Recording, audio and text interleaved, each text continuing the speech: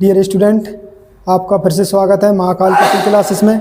मैं आपका प्रिय राजपूत सर, जो आपको मैथ की क्लास फिर लेके आ गया हूँ। ठीक है, जिसमें हम आपको प्रश्नावली 3.1 कराएंगे। ठीक है, जिसमें क्या दिया है कि ये प्रश्नावली क्या है, ये पाठ का नाम है दो चर वाले रैखिक समीकरण। पहले तो आपको ये समझना होगा कि रैखिक संख्याएं कौन सी होती हैं। तो ध्यान रखना, जो हमारे अल्फ़ाबेट्स के रूप में होते हैं, जैसे एक्स हो गया, वाई हो गया, जेड हो गया, ए हो गया, बी हो गया, सी। अगर ये संख्याएं हैं यानी अल्फ़ाबेट जुड़ा हुआ है तो भी संख्याएं क्या कहलाती हैं? चर। ठीक है, चर। अगर मान के चलो 2 के साथ हमने एक्स जोड़ दिया तो ये क्या कौन सी राशि कहलाएगी? चर राशि। ठीक है, अगर ये अकेली होती तब क्या कहलाती? अचर राशि। ठीक है, अब उसने कहा 2 चर यानी कि अलग अलग चर। एक एक्स चर हो गया, दूसरा क्या हो गया? वाई चर। इस तरह इनका रैखिक समीकरण यानी इन दोनों का जो योग है, क्या है? योग। रैखिक योग का मतलब होता है इनका जोड़। क्या होता है? जोड़। ठीक है, तो आप समझ गए होंगे कि रैखिक संख्याएं कौन सी होती हैं। जिन संख्याओं के साथ अल्फ़ाबेट्स जुड़े होते हैं वो अपने रैखिक संख्याएं कहलाती हैं, यानी कि चर। रैखिक नहीं, चर संख्याएं। जिनके साथ अल्फ़ाबेट जुड़े होंगे वो कौन सी संख्याएं कहलाएंगी? चर संख्याएं। और जैसे कि जो सिंगल संख्याएं, जैसे कि 2 हो गया, 4 हो गया, 6 हो गया, 8 हो गया, ये कैसी संख्याएं कहलाएंगी? अपनी अचर संख्याएं। और चर संख्या कहलाने के लिए इनको क्या करना पड़ेगा? इनके साथ अल्फ़ाबेट जोड़ देंगे। जैसे 2x हो गया, 3x हो गया, 4z हो गया। अब ये कौन सी राशि कहलाएंगी? चर संख्याएं। कैसी? चर संख्याएं। तो आप ये समझ गए होंगे कि चर संख्याएं कौन सी होती हैं और अचर संख्याएं कौन सी होती हैं। ठीक है, तो देखो, और रैखिक युग्म का मतलब हमने बताया, यानी कि योग। रैखिक युग्म का मतलब योग। अब उसने क्या दिया है कि निम्न समस्याओं में रैखिक समीकरणों के युग्म बनाइए, यानी हमें क्या बनाना है? उनके युग्म बनाना है। ठीक है, यानी समीकरण बनाने हैं और उनके ग्राफ विधि से हल कीजिए, यानी ग्राफ के रूप में हम इनको हल करेंगे। तो हमें सवाल क्या दिया कि कक्षा एक्स, मान की कोई कक्षा होगी जिसको एक्स नाम दिया है। हो सकता है वो कक्षा 8 हो, 10 हो, 9 हो और क्या 12 हो सकती है, कोई सी क्लास हो सकती है। तो उसने दिया है कि कक्षा एक्स के 10 विद्यार्थियों ने एक गणित की पहली प्रतियोगिता में भाग लिया। कितने विद्यार्थियों ने भाग लिया? 10। ठीक है, और पढ़ो। यदि लड़कियों की संख्या लड़कों की संख्या से 4 अधिक हो, यानी कि जो लड़कियां हैं ना वो लड़कों से 4 अधिक हैं। जैसे हमने मान लिया, मान के चलो लड़कों की संख्या 6, तो लड़कियों की कितनी होगी? 10। या फिर हमने मान ली लड़कों की संख्या 2, तो लड़कियों की कितनी होगी? 6। तो आप देख रहे हैं इनका अंतर ही कितना आ रहा है? 4 आ रहा है। ठीक है, ये चीज़ समझ गए होंगे। अब क्या दिया है? देखा, तो प्रतियोगिता में भाग लिए लड़कों और लड़कियों की संख्या ज्ञात कीजिए। तो हमें क्या करना? लड़कों और लड़कियों की संख्या ज्ञात करनी है। तो ध्यान रखना कि सबसे पहले हमें पता नहीं है तो हम क्या मान लेंगे कि माना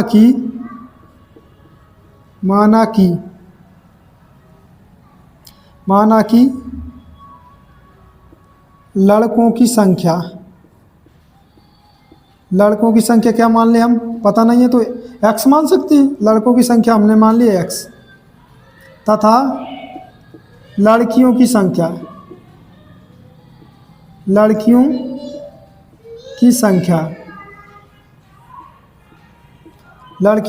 कितनी है?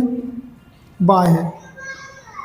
ठीक है, अब इतना मान लिया। अब हम जाएंगे थोड़ा ऐसे एक बार और पढ़ेंगे कि कक्षा x के 10 विद्यार्थियों ने एक गणित की पहेली में भाग लिया। कितने विद्यार्थियों ने लिया? 10। यानी कि जो लड़की और लड़कियां होंगी ना उनका योग कितना होगा? 10। तो ये कह रहा है 10 विद्यार्थी हैं टोटल। तो हमारे पास कितनी है? लड़कों एवं लड़कियों की संख्या का योग। तो लिखेंगे हम लड़कों और लड़कियों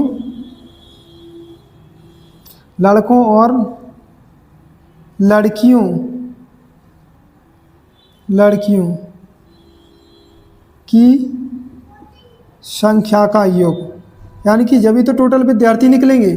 कितना है? 10। तो हमारे पास लड़की कितने हैं? x हैं और लड़कियां y हैं। दोनों को जोड़ते कितना हो जाता है?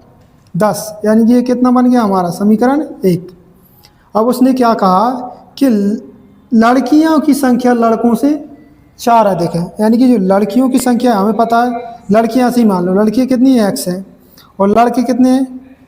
y हैं। तो ये बताओ कि लड़कियां यानी लड़की हमारे पास कितनी है, x है, और लड़की कितनी है, y है। तो मान के चलो लड़की कितनी है, 4 है। देखें अगर मान के चलो हमें लड़कों की संख्या और लड़कियों की संख्या बराबर करनी है तो किसके साथ 4 जोड़ना पड़ेगा, क्योंकि लड़के कम है ना लड़कियों से। क्या लड़के कम है लड़कियों से, कितने कम है, 4 कम। जो लड़के हैं ना वो लड़कियों से 4 कम है, तो हम किसके साथ जोड़ेंगे, लड़कों के साथ। तो क्या बन जाएगा हमारा, किसके साथ जोड़ दें, लड़कों के साथ 4 बराबर y। ठीक है, यानी कि इसको हम सही करेंगे, क्या हो जाएगा, इसको इधर ले जाओ।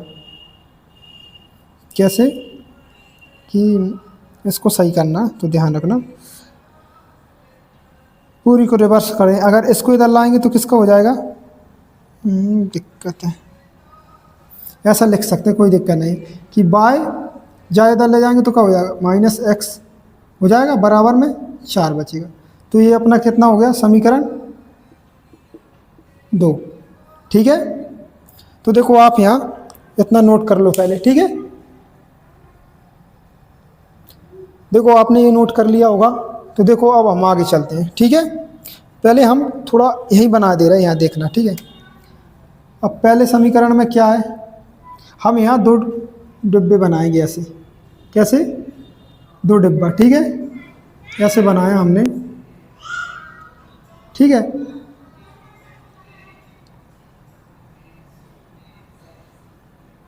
अब x किसकी संख्या है, लड़कों की, और y किसकी है, लड़कियों की।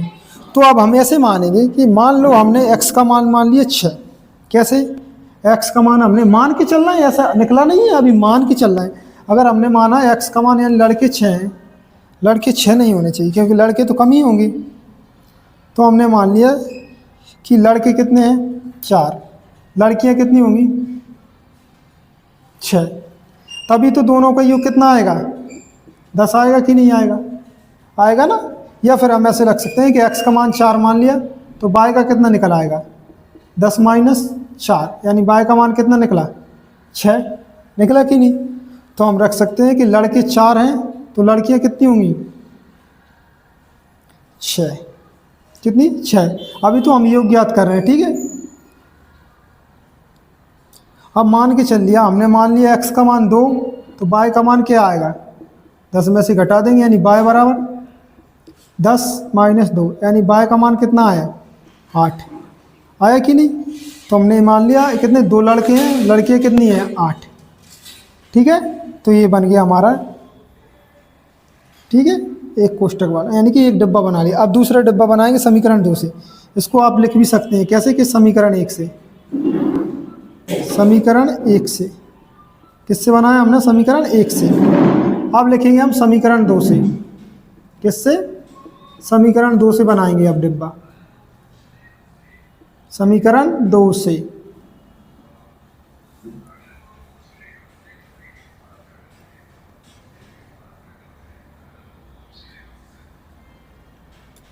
ऊपर क्या हुआ, x, नीचे y। तो अब हमें क्या देखना है दूसरे समीकरण से, दूसरे समीकरण से हमें देखना है कि घटाना। तो अगर मान लो हमने y का मान मान लिया कितना, कितना मान लिया, y का मान तुम मान लो, तुमने माना जो लड़कियों की संख्या है वो मान ली तुमने 6, तो -x बराबर कितना है, अंतर 4। तो x का मान हम रखें, निकलेगा -x बराबर 4 - 6, तो -x बराबर -2। तो माइनस से माइनस कट गया, यानी x का मान कितना है, 2। तो देखो अगर हमने y का मान 6 रखा तो x का मान कितना आया, 2 आया। ठीक है, आप देखेंगे आप क्या रख लें हम। अब मान लो आपने कुछ रख लो, जैसे आपने मान लिया कि y का मान मान लिया हमने 5। किसका, y का मान हमने क्या मान लिया, 5। तो x का क्या निकलेगा, 4 रखा है, तो हम उधर ले जाएंगे, x बराबर 4 - 5, ये माइनस का है तो -x बराबर -1, तो माइनस से माइनस कैंसिल, यानी कि 1। x का मान कितना आएगा, 1, y का मान 5। ठीक है, हमने ये डिब्बे बना लिए 2। तो देखो इतना आप नोट कर लीजिए पहले। ठीक है डियर स्टूडेंट, अब आपने इसको नोट कर लिया होगा। देखो अब हम इसका ग्राफ बनाते हैं। ठीक है, अब पूरा रफ कर रहे हैं इसको, आपने सब नोट कर लिया होगा। अगर नोट नहीं किया है तो आप क्या कर सकते हैं, वीडियो को पॉज करके यानी रोक कर ये नोट कर सकते हैं। ठीक है, देखो ये सवाल आपके आते नहीं है, लेकिन आगे जो आपका ज्यामितीय निर्देशांक होगा ना, उसमें बहुत मदद करेगा ये। ठीक है, ग्राफ।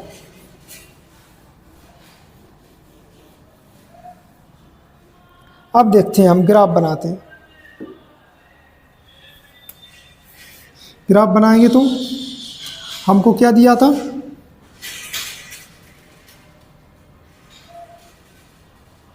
हमने देखा था पहले समीकरण में क्या आया था,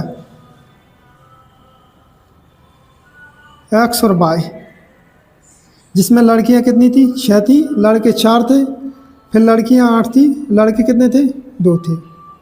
ठीक है, समीकरण 1 से किया था तब। और दूसरे में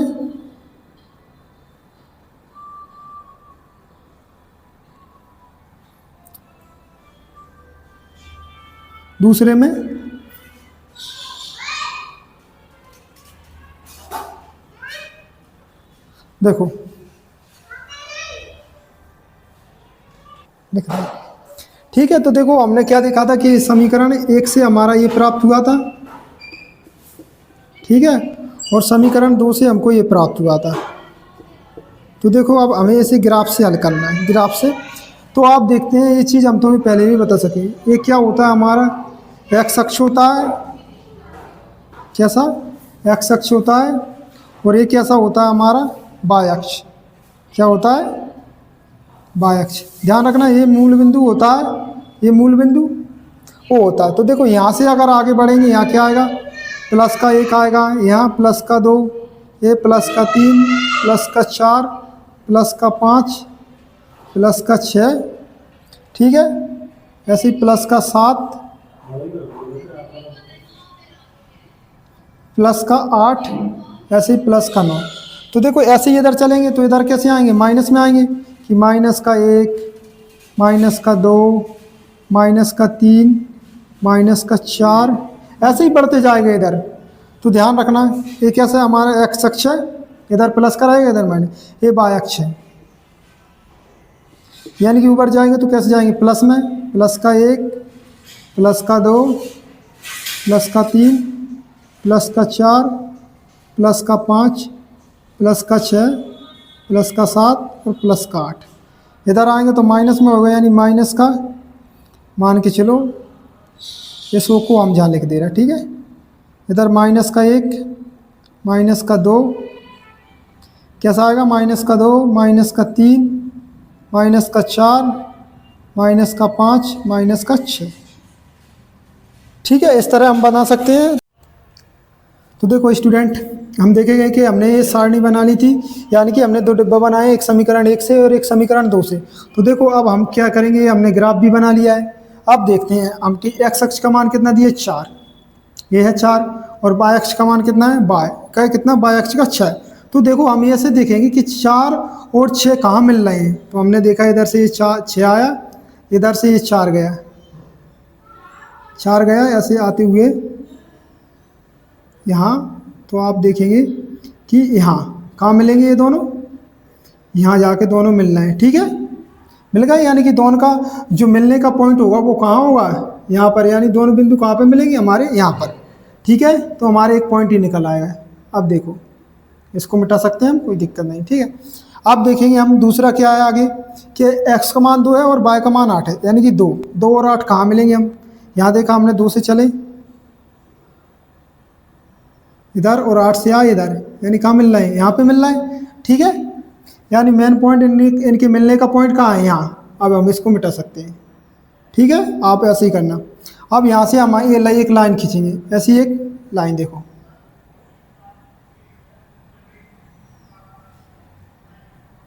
ठीक है, ग्राफ में ऐसे ही चलता है, ये लाइन खींच ली। अब हम समीकरण 2 से आते हैं। समीकरण 2 में देखेंगे एक्स का मान कितना है, 2। समीकरण 2 में एक्स का मान 2 है और वाई का मान 6, यानी कि हम एक्स अक्ष से 2 चलेंगे और वाई अक्ष से 6। तो हम यहाँ से 2 चले एक्स अक्ष से, और यहाँ से चल के आए यहाँ, तो यानी इन दोनों का मिलने का पॉइंट कहाँ होगा, यहाँ पर मिल रहे होंगे दोनों। ठीक है, अब हम इसे रफ कर सकते हैं, कहाँ मिल रहा है, यहाँ पे। अब देखेंगे आप एक्स अक्ष का मान कितना है, 1, और वाई अक्ष का मान कितना है, 5। तो देखो इसका मान क्या है, ये यहाँ से चलेगा, एक्स अक्ष ऐसे चलते हुए जाएगा, और बाय का मान कितना है 5। ऐसे चलते हुए ये यहाँ से यहाँ चला तो यहाँ मिल जाएंगे दोनों, ठीक है। ऐसे ये दोनों मिल गए। अब क्या करेंगे, हम इन दोनों बिंदुओं से भी एक लाइन खींचेंगे ऐसे, ठीक है। इस तरह हमने से दोनों समीकरणों के हमने क्या लिख लिए, बिंदु लिख लिए और उनसे एक एक रेखाएं खींच दें, ठीक है। अब हमको ये देखना है कि ये दोनों रेखाएं प्रतिच्छेद कहाँ पे कर रही हैं, कहाँ पे, यहाँ पे। तो हम ये देखेंगे कि इधर से कितना आया, 7 आया है। कितना आ रहा है, 7, 7 वाले पे मिल रही है। और इधर से देखें तो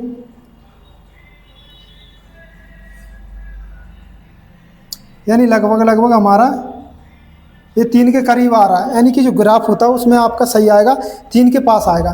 तो हम ये देखेंगे दोनों रेखाएं एक दूसरे को किस बिंदु पर काट रही हैं, 7 और 3 पर। तो हमारा आंसर निकल के क्या जाएगा, 3 और 7, यही हमारा आंसर होगा इसका, ठीक है।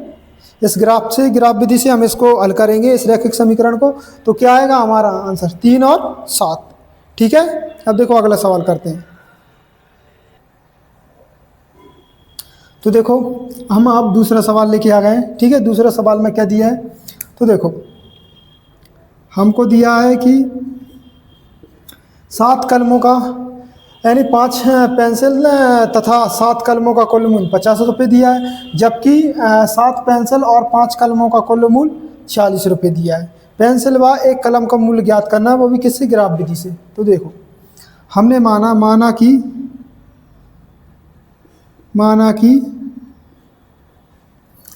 एक पेंसिल क्या मान लिया, एक पेंसिल का मूल्य, ठीक है, हमने माना x रुपये है, तथा एक कलम का मूल्य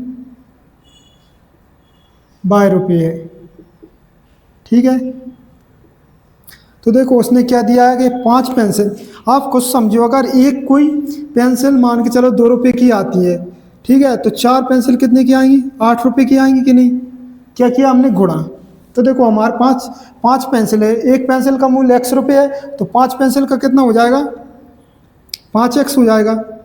प्लस उसी प्रकार एक कलम का मूल्य 22 रुपये है, तो 7 कलम का मूल्य क्या हो जाएगा, 7 बाय बराबर, दोनों को जोड़ते हैं कुल मूल्य कितना आता है, 50।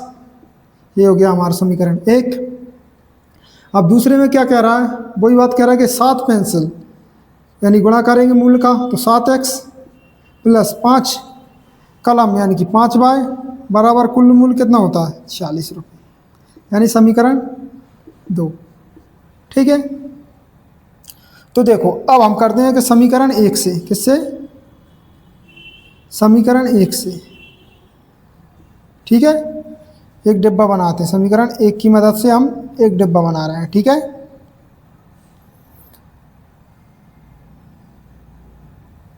एक क्या होता है हमारा x अक्ष होता है, यानी एक क्या होता है x, और एक में किसका मान लिखेंगे, y का। तो आप खुद सोचो कि x का मान हम क्या रखें, तो मान लो हमने रख दिया x का मान 5, कितना 5, तो कितना हो जाएगा ये, 5 रखेंगे तो 5 गुणित 5 प्लस 7y बराबर 50। तो ये कितना हो गया, 5 25 प्लस 7y बराबर 50। ये उधर जाएगा तो घट जाएगा, 7y बराबर कितना हो जाएगा, 25, कितना बचेगा 25। तो अभी ये कट नहीं रहा, तो हम ऐसे मान नहीं ले रहे, ठीक है।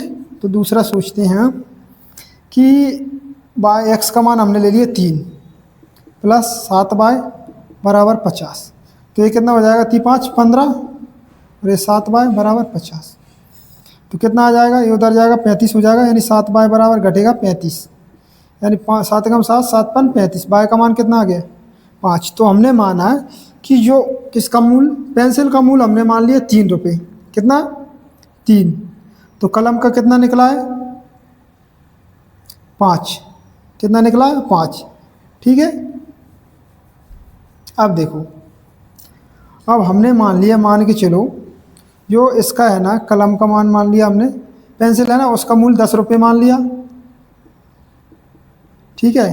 तो ये कितना हो जाएगा 50, 7y बराबर 50। ये उस साइड जाएगा यानी 7y बराबर 0, यानी y बराबर 0। यानी x का मान कितना माना हमने 10, तो y का मान कितना निकला है 0। ठीक है, इसी तरह अब हम समीकरण 2 से करते हैं। ठीक है, किससे करते हैं हम? समीकरण 2 से।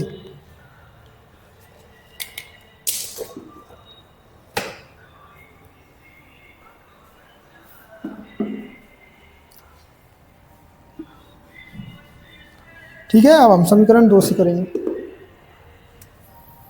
किससे? इधर साइड में कर रहे हैं हम समीकरण 2 से। किससे? समीकरण 2 से। तो देखो भाई डब्बा बनाना हमें।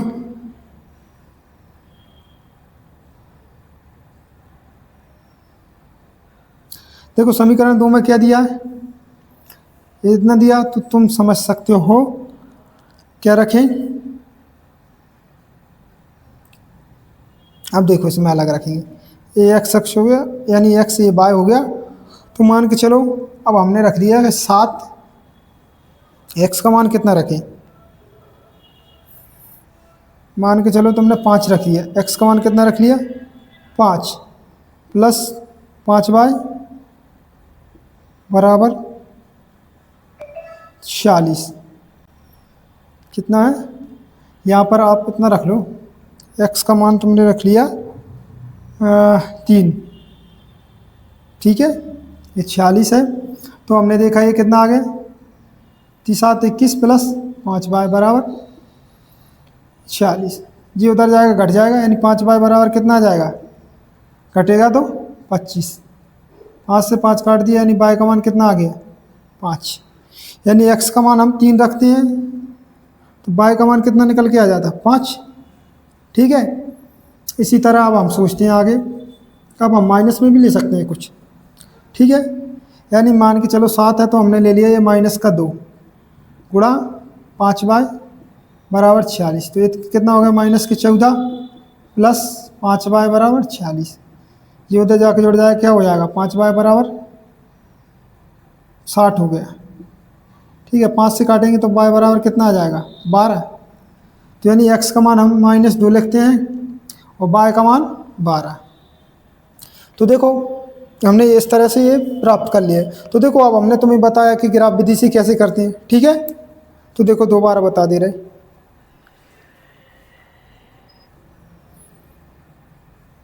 तो देखो अब हम देखो ग्राफ देखते हैं। ये हमने आपको ग्राफ बना दिया है। ठीक है, तो अब हम ये देखेंगे कि x अक्ष का कितना है? 3 है।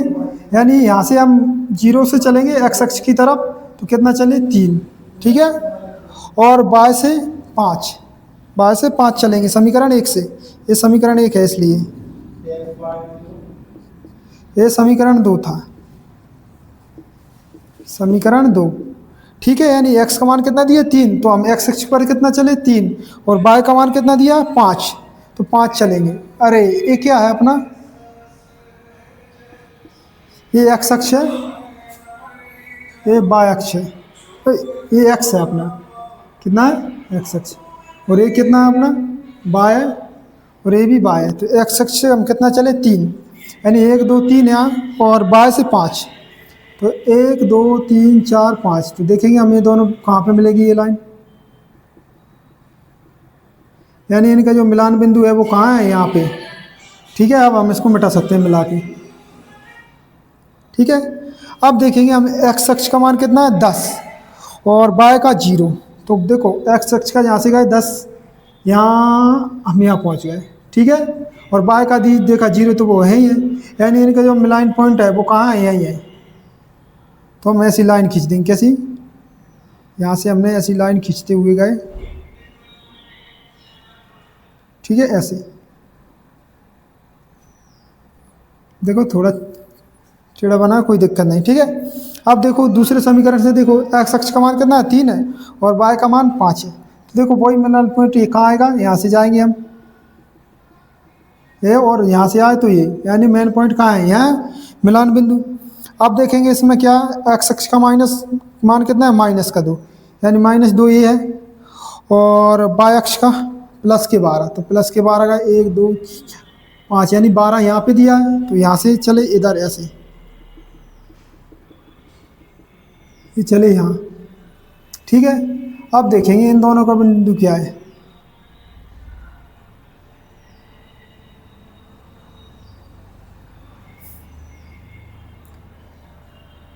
ठीक है, यानी अब हम ये दिख रहे हैं, ये दोनों कहाँ काट रही हैं एक दूसरे को, कहाँ काट रही हैं, यहीं पे, कितने पे, 3 और 5 पे। कहाँ पे काट रही हैं, कहाँ पे मिल रही हैं ये दोनों, 3 और 5 पे।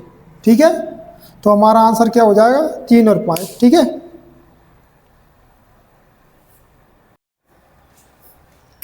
तो देखो हमने ये बना लिया था। ठीक है, तो अब देखो हमने मान के चलो ये बना लिया था, आपको बताया था। तो देखो अब हम यहाँ से ऐसे इस लाइन को ले जाएंगे, यहाँ से ऐसे यहाँ पर, तो हम ये देखेंगे इसका कटान बिंदु कहाँ पर है। तो यानी यहाँ पे है कटान बिंदु, कहाँ पे हो रहा है, यहाँ पर। इसका मतलब ये कहाँ पे मिल रहा है, 3 और 5 पे। तो इसका आंसर क्या होगा, 5 और क्या होगा, 3 और 5। क्या हो जाएगा इसका आंसर, 3 और 5। ठीक है, इस तरह हमारे जो ग्राफ विधि से हमने दोनों के आंसर निकाल लिए। ठीक है, देखो जैसे हम आपके लिए कितनी मेहनत कर रहे हैं। ठीक है, तो आपको भी बस क्या काम करना है, हमारे चैनल को सब्सक्राइब करना है एंड हमारी वीडियो को शेयर करना है। ठीक है, और लाइक भी करना है और कमेंट में करके बताना है। ठीक है, तो इस तरह से आप ग्राफ वाले सवाल कर लेंगे सॉल्व। ठीक है, अब देखो हम आगे की तरफ बढ़ते हैं। ठीक है,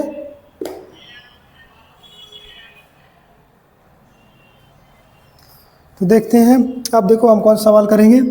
दो, क्या अनुपात A1 A2 अनुपात A1 A2 comma B1 B2 comma C1 C2 की तुलना कीजिए कि निम्न समीकरण युग्म द्वारा निरूपित रेखाएं एक बिंदु पर प्रतिच्छेद करती हैं या समपाती हैं या समांतर हैं। तो आपको पहले ये समझना होगा कि प्रतिच्छेद क्या होता है। प्रतिच्छेद का मतलब होता है जहाँ दो रेखाएं एक दूसरे को काटती हैं। जैसे यहाँ पे काट रही हैं दोनों एक दूसरे पर, कितने बिंदु पर काट रही हैं, एक पर।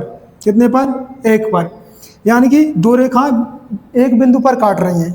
दो रेखाएं कहाँ, एक बिंदु पर मिल रही हैं। इसका मतलब ये कैसी है, प्रतिच्छेदी रेखाएं। कैसी है ये रेखाएं, कैसी हैं, प्रतिच्छेदी। ठीक है, और अगर कोई लाइन मान के चलो ऐसे जा रही है, एक लाइन भी इधर गई और एक लाइन भी इधर गई, यानी दोनों लाइनें कैसी जा रही हैं, एक ही दिशा में।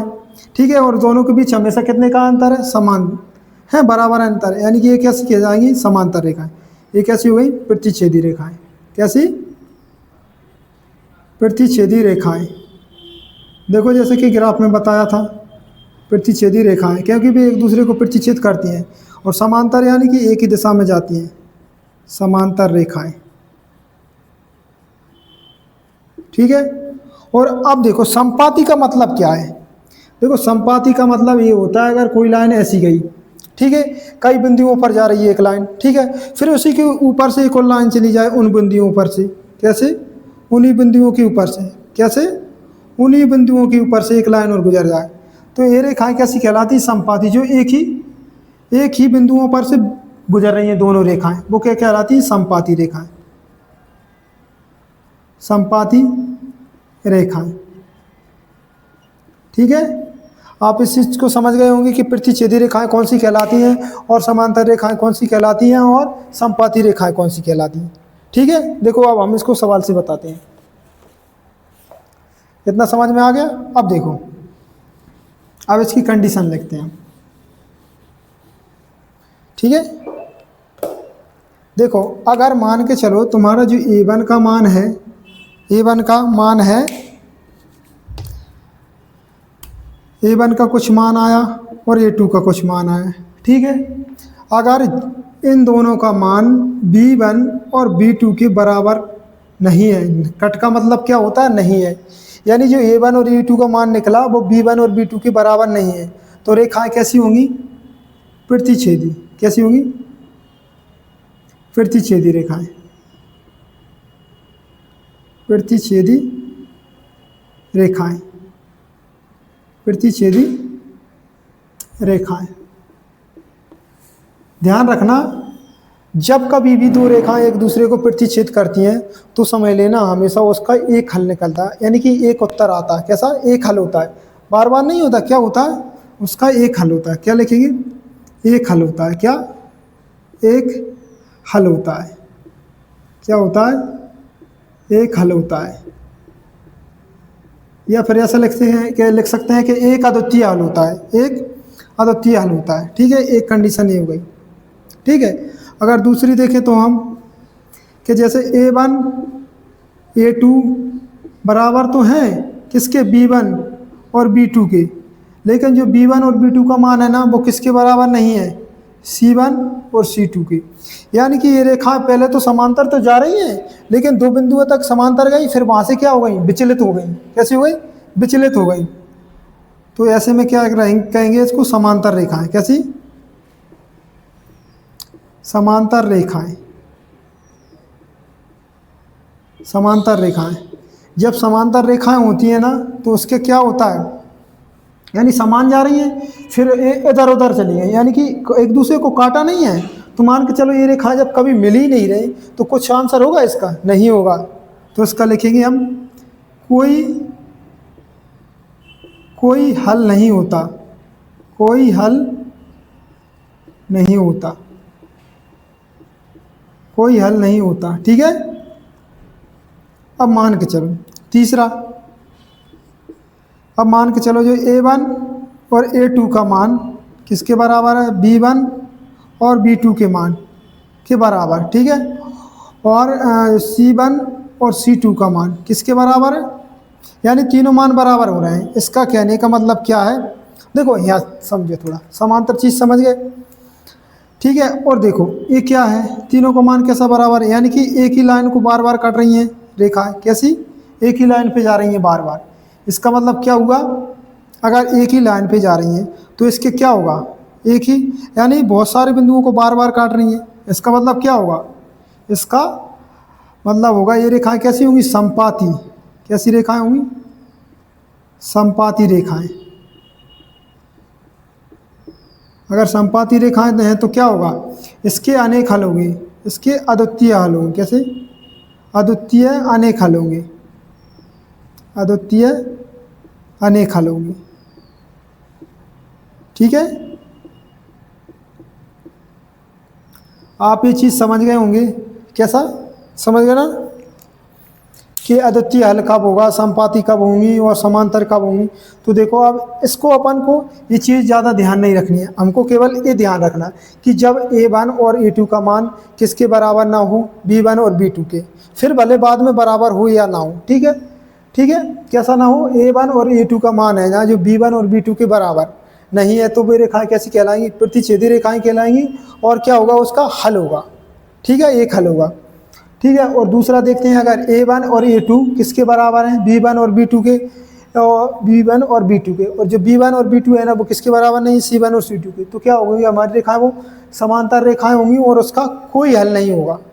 ठीक है, क्या होगा? कोई हल नहीं होगा। अब मान के चलो तीनों मान बराबर आ जाए, जैसे कि A1 A2 बराबर C1 C2 बराबर C1 C2, यानी तीनों मान कैसे आ जाए? बराबर। तो वे रेखाएं कैसी होंगी? समपाती होंगी और उसके क्या निकलेंगे? बहुत सारे हल निकलेंगे। अब देखो हम सवाल की तरफ जाते हैं।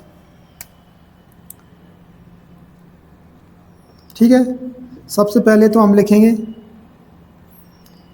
कैसे लिखेंगे? इसको मान लो समीकरण 1 हुआ है। क्या? समीकरण 1, इसको नाम दे दो समीकरण 2। देखो समीकरण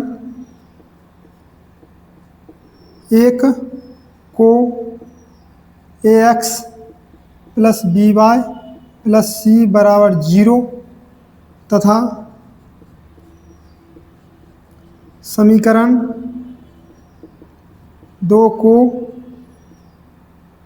इसको A1 नाम दो, इसको B1, इसको C1, कि A2X plus B2Y plus C2 बराबर 0 के रूप में लिखने पर, के रूप में व्यक्त करने पर। ठीक है, कैसा? व्यक्त करने पर। इस चीज को हम मिटा सकते हैं। ठीक है,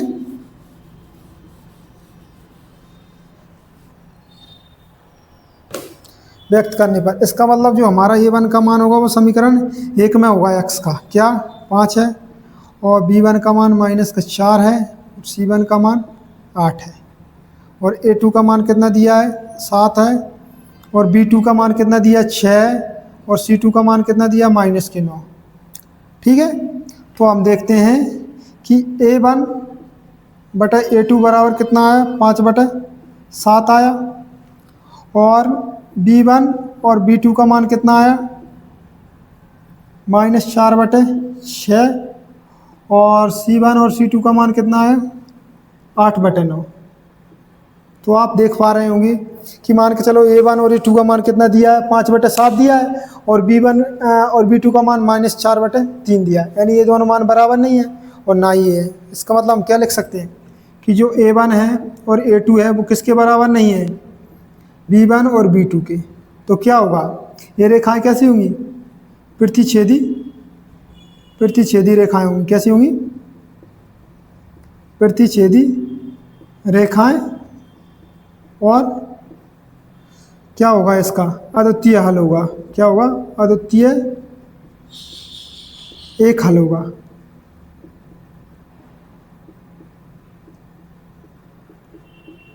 ठीक है, आपको अच्छे से समझ में आ रहा होगा ये। ठीक है, अब देखो एक सवाल और करते हैं।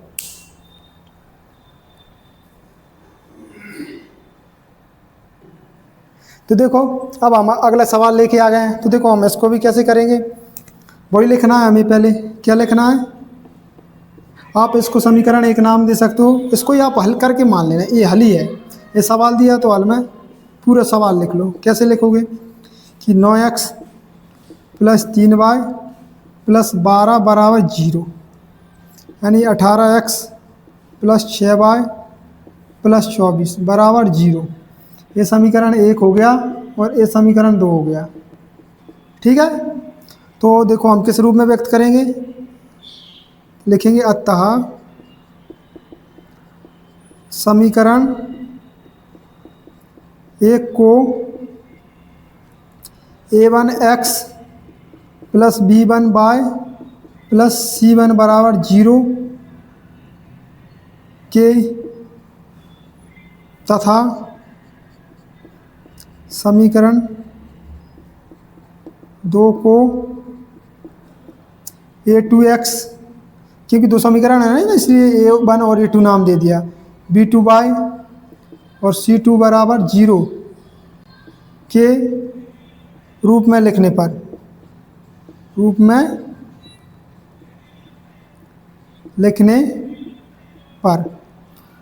तो हम देखेंगे कि जो A1 का मान आया है यहाँ कर सकते हैं। ठीक है, A1 का मान कितना रहेगा 9, और B1 का मान 3, और C1 का मान 12। ऐसे ही देखो A2 का मान कितना रहेगा 18, और B2 का मान 6, क्योंकि प्लस के हैं तो हम अभी माइनस नहीं लगाए क्योंकि प्लस प्लस के हैं सारे, और C2 का मान 24। ठीक है, तो इसे हम किस रूप में लिखेंगे, A1 बटा A2 बराबर 9/18, कॉमा B1 बटा B2 बराबर 3/6, और C1 और C2 बराबर 12/24। तो देखो इनको काटेंगे तो क्या आ जाएगा, A1 बटे A2 बराबर, इसको काटा 9 कम 9 दूनी 18, ऊपर कितना आ गया 1, नीचे 2। फिर देखा हमने कि B1 और B2 बराबर, इसको काटा 3 कम 3, 3 दूनी 6, यानी 1/2। C1 बटे C2 बराबर, काटा 12 कम 12, 12 दूनी 24, यानी 1/2। अब तीनों मान कैसे आ रहे हैं, बराबर आ रहे हैं, तो हम लिख सकते हैं कि A1 बराबर A2 बराबर B1 बटा B2 बराबर C1 बटा C2। तीनों मान कैसे हैं, बराबर हैं। तो ये रेखाएं कैसी होंगी, समपाती रेखाएं। समपाती रेखाएं यानी कि समपाती रेखाएं यानी कि अनेक हल। कैसे, अनेक हल।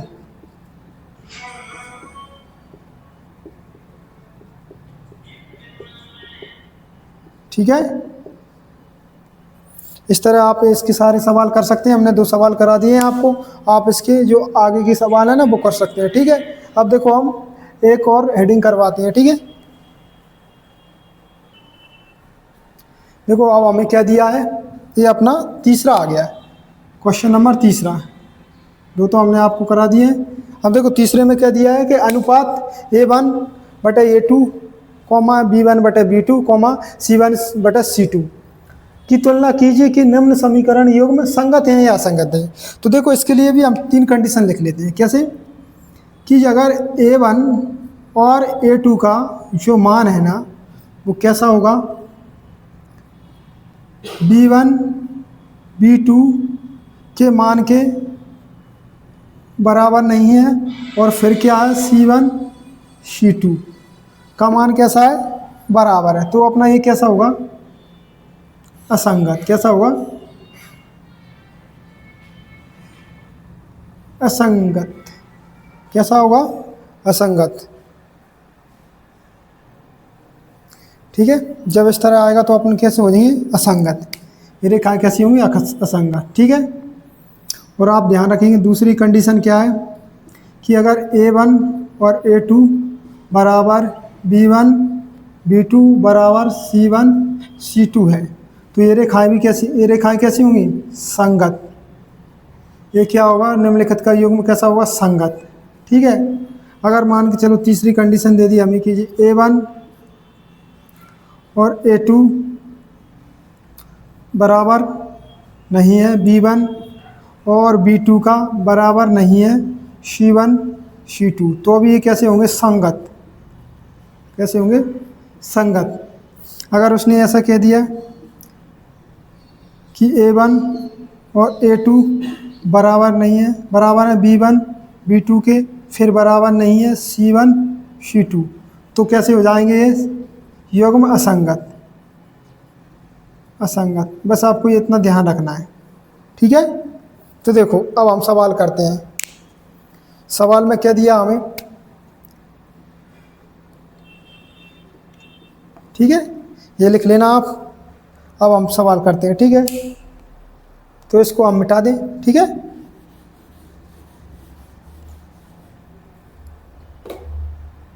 तो आप देखोगे कि इसे समीकरण 1 नाम दे दिया और इसको समीकरण 2। ठीक है, तो हम देखेंगे इसे समीकरण 1 को A1x plus B1y plus C बराबर 0 के रूप में के तथा समीकरण 2 को A2x plus B2y plus C2 यहाँ बने बराबर 0 के रूप में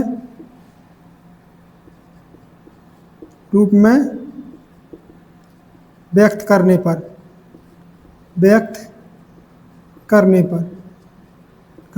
तो ध्यान रखना। अभी तो हमारा ये कैसा था, सवाल में था, मान के चलो ये बराबर में है तो हम इसको इधर लाएंगे तो कैसा हो जाएगा, ये माइनस का, ये प्लस का इधर आके किसका हो जाएगा, माइनस का, बराबर में क्या हो जाएगा, 0। ठीक है, इसको हमने सही कर लिया।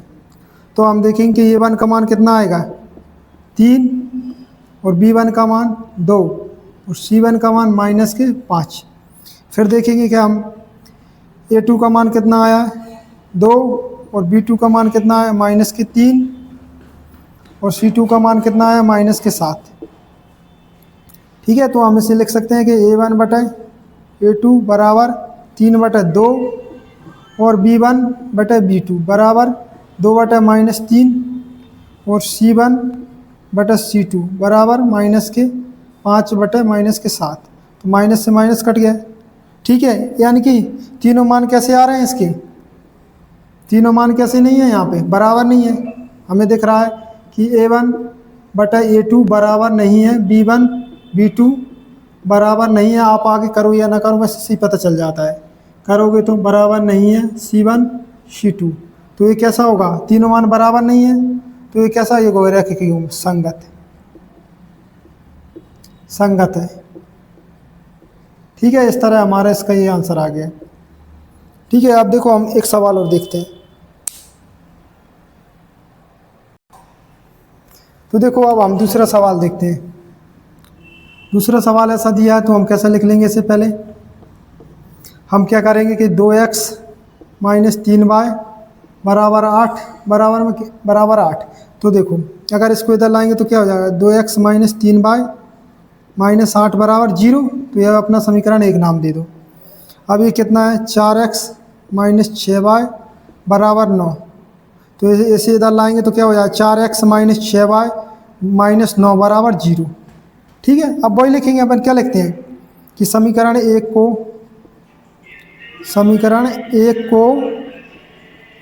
a1x plus b1y plus c बराबर 0 तथा समीकरण दो को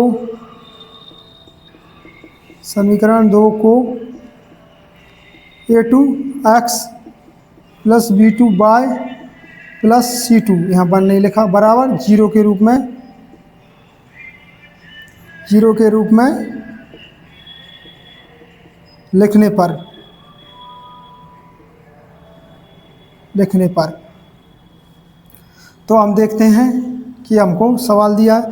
तो हम क्या देखेंगे कि a1 का मान कितना है, a1 का मान 2 है और b1 का मान माइनस के 3 है और c1 का मान कितना है, कितना निकला हमारा, माइनस के 8। ऐसे ही देखेंगे a2 का मान कितना है, 4 है और b2 का मान कितना है, माइनस के 6 और c2 का मान कितना है, c2 का मान कितना दिया हमको, माइनस के 9। ठीक है, तो आप देखें हम a1 बटे a2 बराबर 2/4 और b1 बटे b2 बराबर माइनस 3/6। ऐसे ही देखेंगे c1 बटे c2 बराबर माइनस 8/9। तो देखो इसको काटेंगे, कितना जाएगा, a1 बटे a2 बराबर 1/2 कॉमा b1 बटे b2 बराबर यह माइनस का था, माइनस से माइनस कट गया, 3 कम 3, 3 दूनी 6, 1/2 और c1 और c2 का मान बराबर नहीं है माइनस 8/9 के। ठीक है, 8/9 के, ये कैसा नहीं है, बराबर नहीं है। तो अब हम देखेंगे कि a1 और a2 किसके बराबर में, b1 और b2 के। ठीक है, लेकिन हमारा बराबर क्या नहीं है, c1 और c2। ये कंडीशन हमने लिखवाई है। जब ऐसा आता है तो क्या होता है, कुछ नहीं। तो अब हमने बताया ये कंडीशन लिखवाई है, जब इस तरह आता है तो क्या होता है, रैखिक युग्म असंगत होता है। ठीक है, असंगत, ये हमारा आंसर आ गया। ठीक है, इसी तरह आप और सवाल भी इसके आगे के कर सकते हैं। ठीक है, तो ये प्रश्नावली लगभग अपनी पूरी ख़त्म हो चुकी है। ठीक है, इसी तरह के आप सारे सवाल कर लेना, इसमें और कुछ नहीं है। आपसे पूछेगा तो यही पूछेगा कि ये रेखा प्रतिच्छेदी है, समांतर है, संपाती है, या रैखिक युग्म संगत है या असंगत है, बस इससे ज़्यादा कुछ नहीं पूछेगा। इस तरह हमारा ये टॉपिक यानी ये प्रश्नावली पूरी ख़त्म हो चुकी है।